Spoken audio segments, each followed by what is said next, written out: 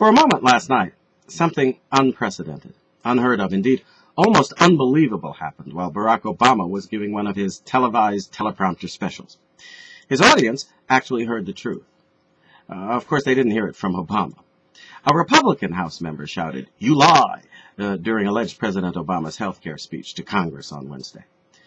As we sadly would expect from the gutless gaggle of Obama lickspittles that dominates Congress at the moment, members of both parties condemned the heckling.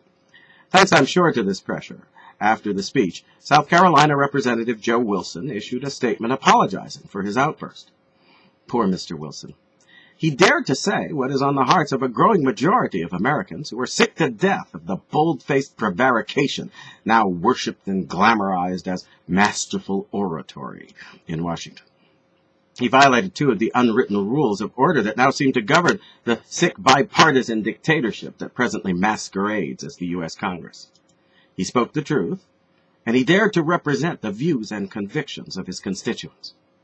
I'm sure that millions of informed voters felt a lately unaccustomed surge of respect and gratitude for that singular voice speaking with laconic eloquence, the very words they were shouting at their television screens at the time. I will admit it, such viewers are hardier souls than I. I know that actually listening to so many lies, spoken with the arrogant self-assurance of a master, is more degradation than my free citizen heart can bear.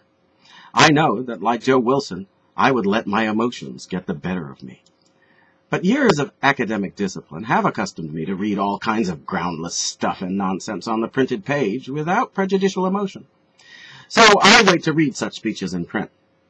By the way, those who know me at all well know that with the exception of speeches like the one G.W. Bush gave in the wake of 9/11, I generally took the same precaution with every speech Bill Clinton or either of the Bushes gave when they were in office. God knows I haven't risked listening to a speech by the sitting occupant of the White House since Ronald Reagan left office.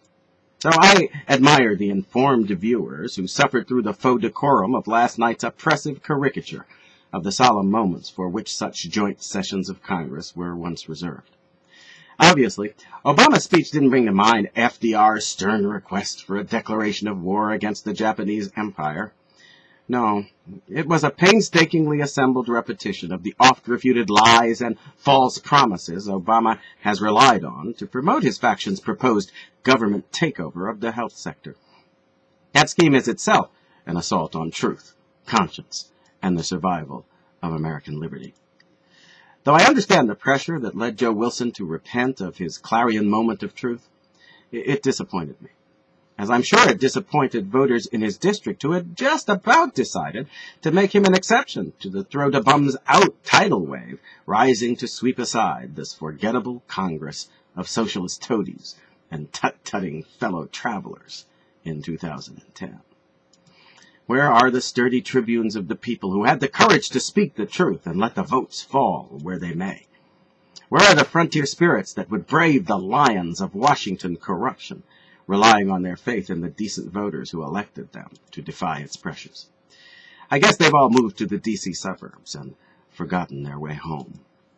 Rather than accept the pretense that civility and politeness require that we patiently suffer the arrogant lies of would-be tyrants who are bent on finalizing the destruction of our sovereignty, I think it's long past time for Americans who understand and love their liberty to remind them of the first rule of civility when addressing the sovereign body of the people.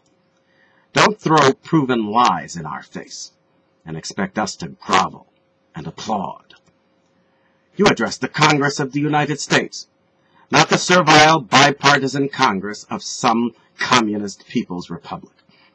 Not yet, anyway. And not ever.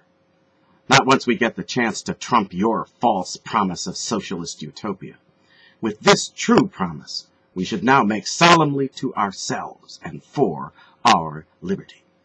We promise to send a legion of Joe Wilsons to Congress in 2010, who will make you apologize for trying to enslave us with your lies.